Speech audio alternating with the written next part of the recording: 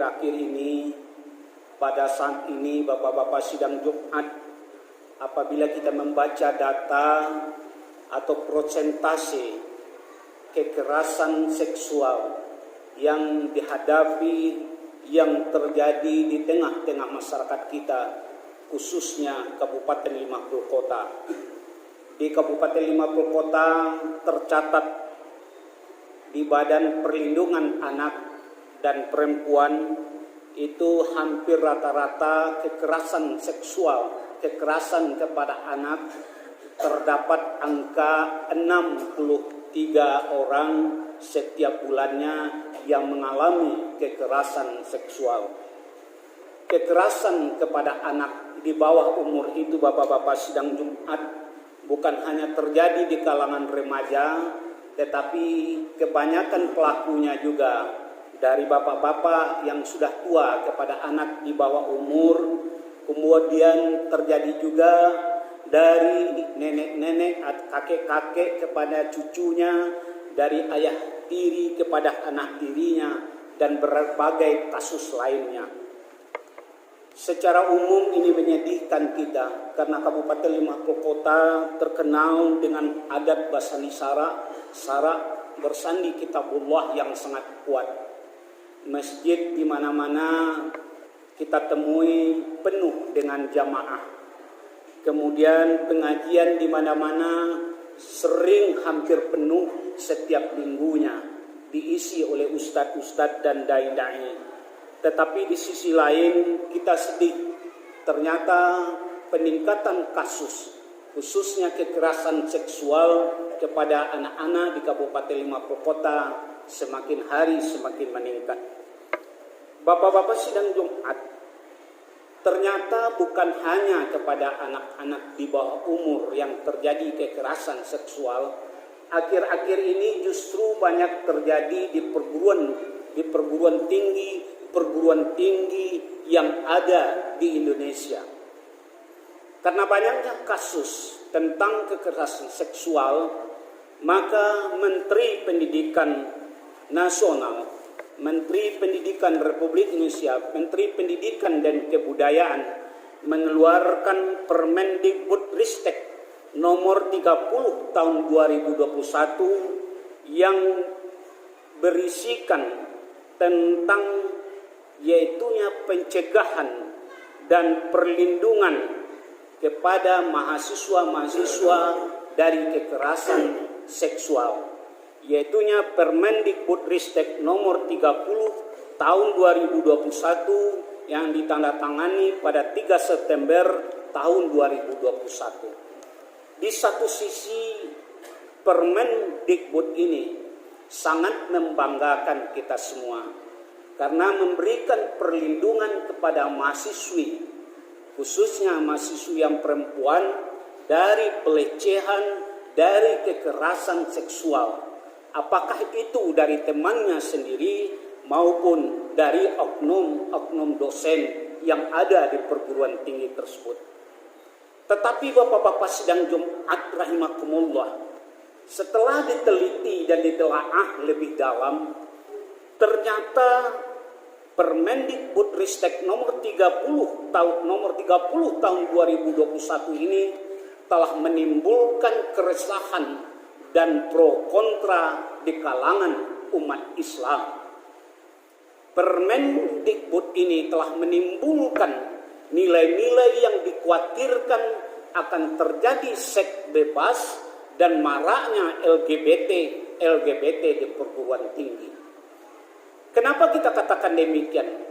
Karena ada pasal di dalam Permendikbud itu yang membunyikan bahwasanya kekerasan seksual itu dapat dikatakan seseorang melakukan kekerasan seksual apabila seseorang diraba, dicium, dirangkul, dan lain sejenisnya itu tidak mendapatkan persetujuan dari yang dicium.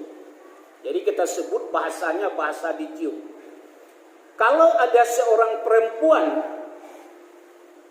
seorang mahasiswi, kemudian dia dicium, dipoto, dan sejenisnya di perguruan tersebut, tetapi tidak mendapatkan persetujuan darinya, maka itu bisa dilaporkan ke aparat hukum dan bisa ditangkap.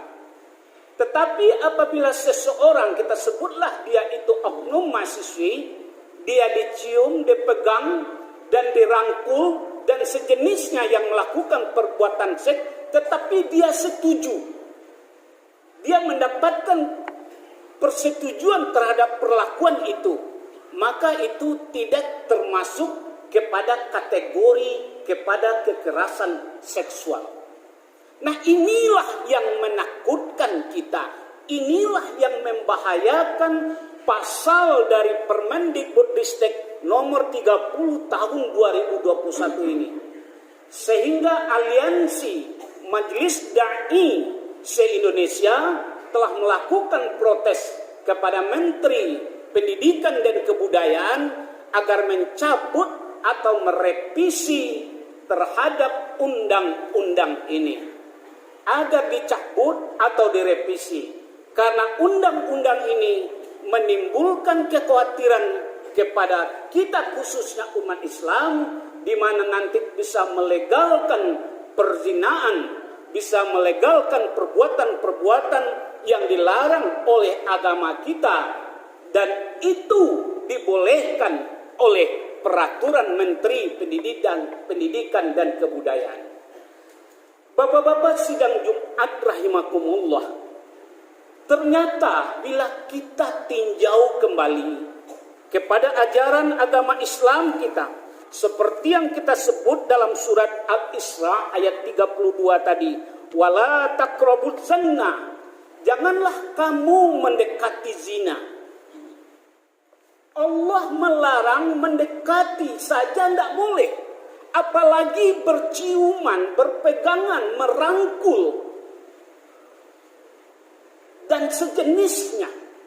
Itu sudah dilarang oleh Allah, karena perbuatan zina itu sangat keji dan sangat dibenci oleh Allah dalam surat An-Nur ayat 32. Bapak-bapak sidang Jumat, kalau di perguruan tinggi tidak ada hukum, tidak ada sanksi bagi mahasiswa atau dosen dan mahasiswa yang melakukan perbuatan zina tersebut, maka dikhawatirkan akan menimbulkan kebebasan seks, dikhawatirkan akan menimbulkan kebebasan munculnya LGBT yang sudah banyak terjadi di bumi Nusantara ini. Berikutnya juga diprotes Permendikbud ini. Ini tidak sesuai dengan nilai-nilai Pancasila. Nilai-nilai Pancasila yang berketuhanan yang Maha Esa, yang menjunjung tinggi agama, yang menjamin kepada pemeluknya untuk menjalankan ibadahnya, tidak sesuai. Orang yang berpancasila, mahasiswa yang mendalami nilai-nilai Pancasila, takkan mungkin melakukan perbuatan-perbuatan senonoh. Dan perbuatan-perbuatan tak senonoh itu tidak harus dilindungi oleh Permendikbud atau undang-undang sejenis lainnya. Apalagi berdasarkan agama. Jangankan untuk berbuat zina, mendekati zina saja tidak boleh. Maka dalam Permendikbud ini disebutkan, kekerasan seksual itu dikatakan apabila yang dicium, yang dipegang, yang menyentuh tidak setuju. Tapi kalau dia setuju, boleh-boleh saja, tidak ada sanksinya. Maka ini menimbulkan keresahan bagi umat Islam, khususnya kita bapak-bapak sidang Jumat. Bayangkan, seorang rektor tidak akan bisa menegur mahasiswanya. Seorang dekan maupun dosen tidak akan bisa menegur mahasiswanya apabila mahasiswanya, dia melihat mahasiswanya sedang berpelukan di taman. Karena setuju sama setuju, suka sama suka. ada sanksinya. Tetapi kalau tidak setuju salah satunya, barulah dia disebut pelanggaran. Barulah dia diadukan kepada aparat hukum dan aparat keamanan. Bapak-bapak sidang Jumat, ini kalau tidak direvisi, sangat mengerikan bagi kita umat Islam. Apalagi hari ini, generasi-generasi kita yang katanya diasuh oleh dunia medsos. Diasuh dalam tanda kutip itu oleh dunia medsos. Hari ini generasi-generasi kita setiap hari bermain medsos, melihat medsos, memperhatikan medsos, berjam-jam di depan HP, berjam-jam di depan laptop, yang isinya ada puluhan juta, mungkin ratusan juta yang berisi video-video porno di dalamnya. Bayangkan bagaimana kerusakan mental anak-anak kita apabila mereka diasuh oleh materi-materi film-film porno seperti ini setiap hari. Tentu kerusakan mentalnya semakin kuat dan semakin besar. Kemudian keluar lagi peraturan seperti ini, yang seharusnya jangankan ini, berangkulan saja, berpegangan tangan saja, itu sudah harus dikenakan sanksi. Karena itu sudah melanggar etika dari nilai-nilai Pancasila serta norma-norma agama. Bapak-bapak sidang Jumat, kita takut generasi kita ke depan tidak takut akan dosa. Kita takut generasi kita ke depan tidak takut dan tidak malu melakukan perbuatan-perbuatan zina. Mereka sudah menganggap biasa pekerjaan-pekerjaan zina. Padahal Allah membenci pekerjaan zina. Allah melaknat orang-orang yang melakukan zina. Dalam surat An-Nur ayat 2 Allah sudah bilang, deralah, pukullah, cambuklah pelaku-pelaku zina itu. 100 kali cambuk. Cambuknya itu tidak di dalam kamar, tidak dalam ruangan, tetapi di depan masyarakat umum, orang mukmin yang disaksikan oleh banyak orang. Cambuk pelaku-pelaku zina itu. Demikian Allah katakan dalam surat An-Nur ayat ketiga. Kemudian dilanjutkan lagi. Dan janganlah kamu belas kasihan kepada pelaku-pelaku zina, kata Allah.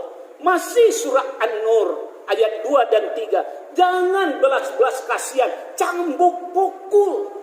Begitu tegas Allah mengatakan dalam Al-Quran terhadap pelaku zina itu. Lantas ada undang-undang, ada peraturan menteri yang melindungi pelaku-pelaku zina seperti ini. Bagaimana kira-kira pemikiran kita, pendapat kita? Tentu risau kita dengan generasi muda kita. Dan mereka nanti apabila suka sama suka, apalagi laki-laki suka sama suka, senang sama senang, ada rasa cinta antara laki-laki A dengan laki-laki B, berpeluk-pelukan di taman-taman, di perguruan-perguruan tinggi tertentu, mereka menganggap itu aman. Tidak akan ada orang yang memproses karena sudah dilindungi oleh Permendikbud Ristek nomor 30 tahun 2021. Maka ini mendapat reaksi keras, protes keras dari dai-dai dan majelis ulama Indonesia. Kita bangsa Indonesia adalah bangsa yang beradab. Tegak rumah karena sendi, runtuh sendi rumah binasa. Tegak bangsa karena adanya budi, rusak budi bangsa binasa. Nabi Muhammad diutus adalah untuk merubah akhlak. Innama bu'istu utammima makarimat akhlak. Diutus untuk memperbaiki akhlak. Kalau anak-anak di perguruan tinggi, mahasiswa-mahasiswa di perguruan tinggi sudah enak duduk berangkulan, sudah enak berciuman di depan orang ramai seperti orang-orang barat sana, seperti di Amerika di sana, Inggris di sana dan negara-negara lainnya, maka bangsa kita sudah menjadi bangsa yang tidak berakhlak. Maka kita kembali kepada zaman jahiliyah. Zaman yang tidak ada akhlaknya.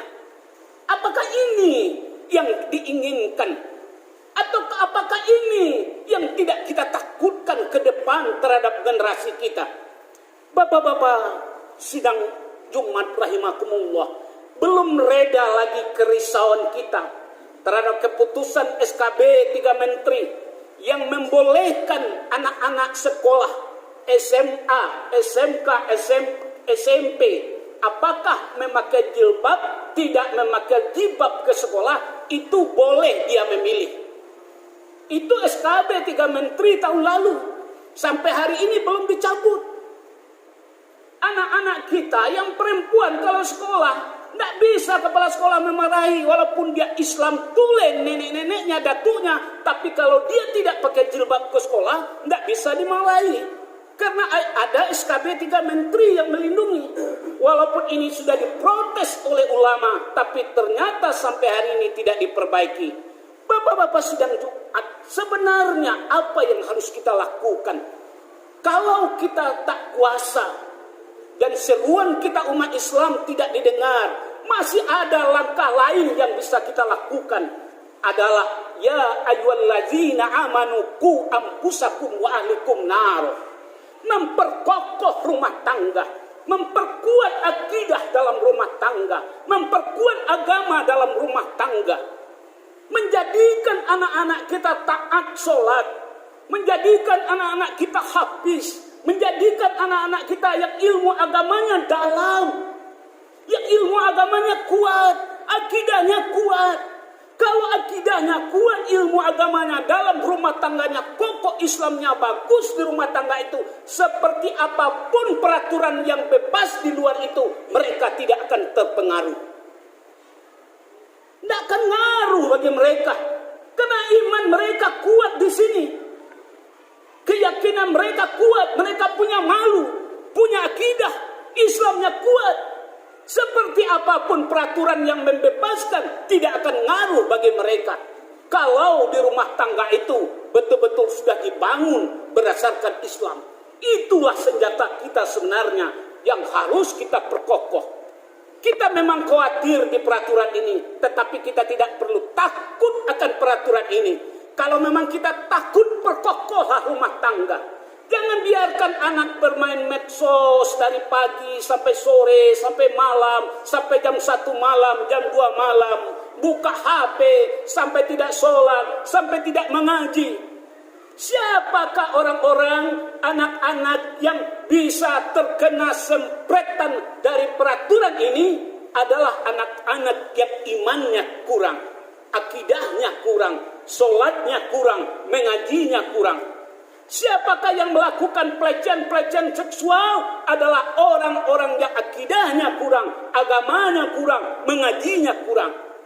Maka kita harus kembali memperkokoh rumah tangga kita, memperkokoh anak-anak kita akan akidah. Kapan perlu ya masukkan anak-anak kita ke pesantren. Kalau tidak ada pesantren, ya masukkan di TPA, TPSA. Datangkan guru-guru mengaji ke rumah. Kalau kita ayah tidak mampu mengajar ngaji, datangkan guru ngaji. Kemudian sholat, suruh dia sholat. Anak yang rajin sholatnya, orang yang rajin sholatnya, dijamin oleh Allah akan terjauh dari perbuatan maksiat.